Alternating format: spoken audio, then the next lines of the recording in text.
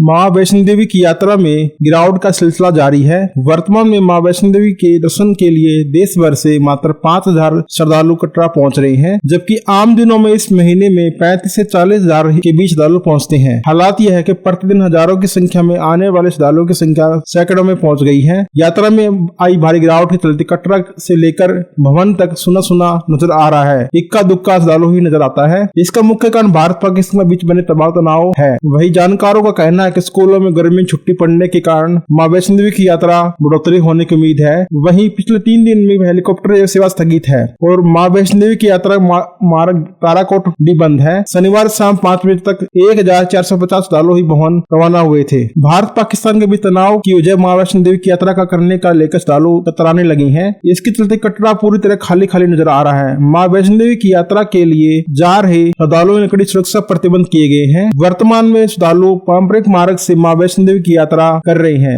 यात्रा में भारी कमी की वजह से घोड़ा पिट्ठू पालकी रूप में काम करने वाले ज्यादातर मजदूरों ने अपने घरों की ओर रुख कर लिया है। वे कटरा में काम करने वाले दूसरे राज्यों के लोग भी अपने घरों में रवाना हो रहे हैं। यात्रा में जारी गिरावट को देखकर स्थानीय लोगों का कोरोना काल के दौरान लॉकडाउन की यादें ताजा हो गई हैं। हालांकि दिन भर मौसम सुहाना बना रहा। दिन में अधिकतम समय का आसमान बादल छाए रहे, ठंडी हवा चलती रही। भवन मार्ग पर चलने वाली बैटरी कार सेवा के लिए ही मां वैष्णो देवी भवन तथा भैरव घाटी के माध्य चलने वाली रोपवे केबल कार सेवा जैसी सुविधाएं लगातार संचारू है और जिनका श्रद्धालु लगातार लाभ उठा रहे हैं। मौसम ने पल पल अपना रंग बदला, क्योंकि बीते देर रात्रि को लगातार गरज चमक के साथ बारिश तथा तेज हवाएं लगातार चल रही है। वहीं तड़के ही गरज चमक के साथ करीब 3 से 4 घंटे मध्यम बारिश हुई और लगातार ठंडी हवा चलती रही, जिसको लेकर भवन की ओर रवाना हुए श्रद्धालु मार्ग पर बने साइडों में आसरा लेना पड़ा और मौसम में सुधार होने के बाद भवन की ओर रवाना होते रहे। फिलहाल मौसम के